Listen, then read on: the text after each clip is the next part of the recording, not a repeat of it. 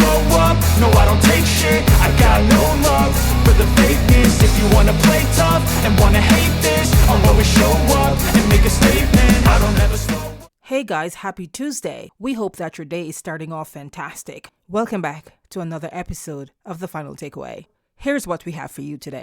So yes guys, your boy Azruddin Mohamed made a grand entrance on arrival at the Arthur Chang Convention Center in Georgetown, Guyana, as he made his way to be sworn in as a member of parliament during the 13th sitting of the National Assembly. So stick around because we have the clips, we have opinions and commentary. As you may already know if you're following the Mohammeds, especially Azruddin Mohamed, you already know that he was sworn in yesterday in Parliament as a member of Parliament for the very first time. So this is historic. It is history in the making in Guyana for many, many reasons, which of course you may know as well, because he is a controversial political figure. He's brand new. He's fresh on the scene when we're talking about politics.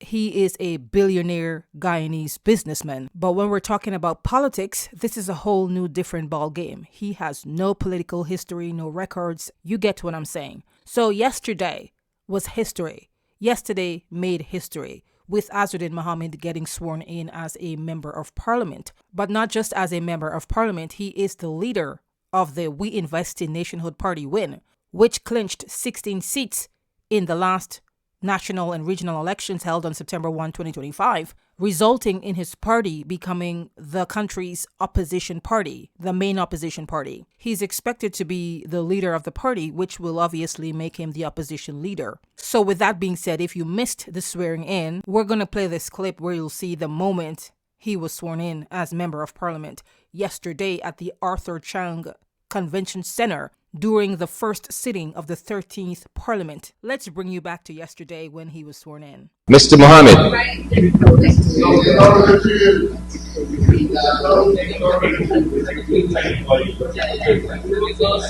I, Azruddin Mohamed, do hereby solemnly declare that I will bear true faith and allegiance to the people of Guyana, that I will faithfully execute the office of member of the National Assembly without fear or favor, affection or ill will, and that in the execution of the functions of that office, I will honor, uphold, and preserve the Constitution of the Cooperative Republic of Guyana.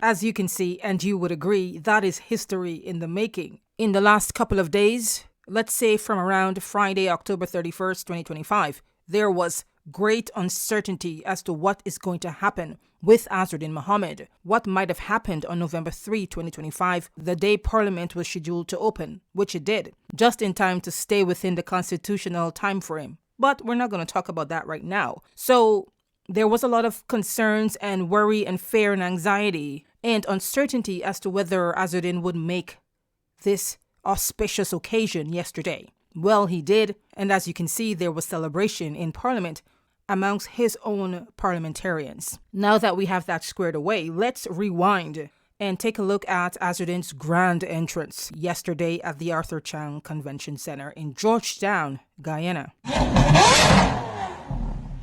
As you can see here, there is an entourage of vehicles coming into the Arthur Chang Convention Center. So they're rolling up here. As you can see, there were a couple of vehicles ahead of the Lamborghini. Here we see the Lamborghini rolls up. Next, you see two men. Perhaps those are his bodyguards. They came over to escort him out of the vehicle. Azruddin gets out. He fixes his tie like a distinguished gentleman who's about to be sworn in as member of parliament. So he fixes his tie, he fixes his watch. Then also you see him greeting members of his team. Those are some of the individuals who were also to be sworn in. We see his party's General Secretary Odessa Primas wearing the white blouse and the black blazer. We also see him greeting the woman in the hijab. I think she's one of the party's executive members. Her name is Natasha Singh Lewis. You can correct me if I'm wrong. We also see Sarabo Haley in the back here with the navy blue dress.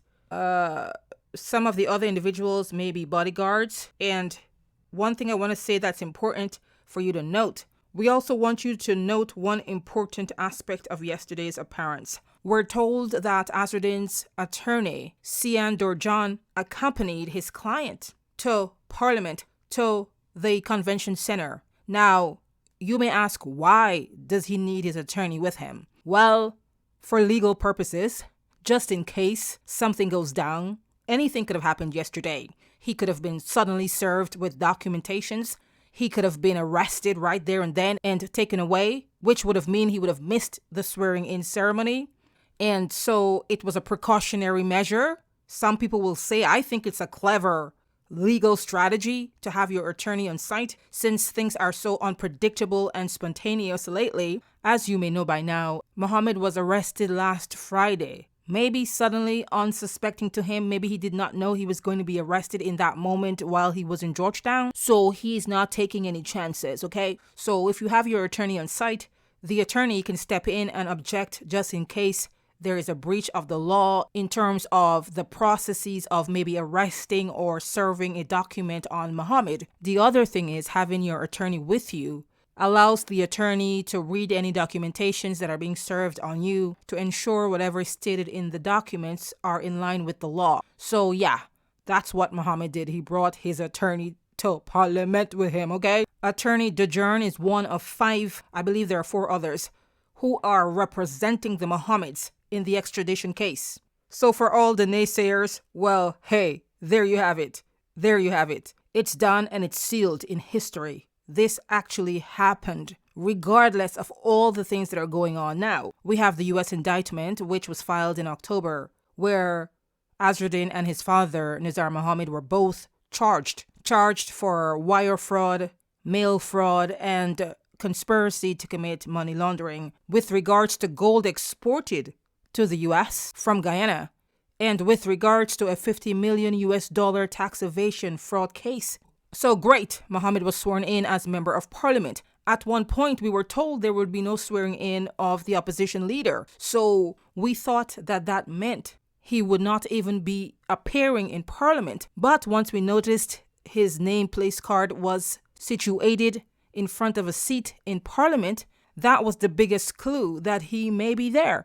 But who knows? He may not have showed up. So his supporters were naturally worried and anxious, wondering what's going down, what's going to happen. Well, he showed up and he made a grand entrance with his Lamborghini, the Lamborghini that is at the center of a tax fraud case brought against Mohamed by the Guyana Revenue Authority that is still pending. Also, said Lamborghini is the subject of an indictment filed by the U.S. alleging fraud and conspiracy to commit money laundering, etc., etc. Said Lamborghini was also the subject of a sanction brought against the Mohammeds by the United States last year in June 2024. On the same day, the United States feds seized a shipment of gold bars worth over $5 million. Now that we have the swearing in squared away, what's next? Well, the swearing in of the opposition leader was what we were hearing about. Come to find out, according to top authorities in Guyana, there will be no swearing in of an opposition leader. Point blank period. Apparently, there is no legal procedure or policy or law or regulation that caters for the swearing in of an opposition leader. Maybe in the past there was a swearing in for the opposition leader, but in this case there isn't. We don't know if the law was amended or adjusted or changed, but that's what we're hearing right now. So therefore, what does that mean for Mohamed? Is he the opposition leader? Well, he is the presumptive opposition leader, and apparently after his team of parliamentarians are sworn in, which they were yesterday, they took their oaths of office, they will now get together and elect someone from within their 16 members, and that someone would be the leader of the opposition party, of the We Invest In Nationhood party. Now, the assumption is that they're going to elect Mohamed. However, remember the Charandas situation. People could switch sides. So it's not over. So it's not conclusive that they will vote for Mohamed, all of them. It's not conclusive. But that's what's expected. So keep your fingers crossed if you are a Win Party supporter. With all that being said, what's next for Mohamed? No matter how you twist it or turn it or flip it, Mohamed and his father are still under sanctions by the US. They are still the subject of an indictment that was filed in October last month. They are still being criminally charged with a litany of violations, according to the US, which link back to their gold export through their business Mohamed's enterprise, which also link back to the tax evasion case for the Lamborghini brought against Mohamed by the Guyana Revenue Authority, which links back to allegations that the Mohameds cheated the Guyana government out of $50 million in taxes and royalties. So, right now, what's in front of us is the extradition case. So that is why they were arrested last weekend on Friday and brought before the court. Of course, they were granted $150,000 bail each, which was shocking to a lot of people. They thought that the magistrate would have just basically remanded the men to prison, which would have meant that Azruddin would not have been able to make the swearing-in ceremony yesterday. And there are speculations that that was the whole plot,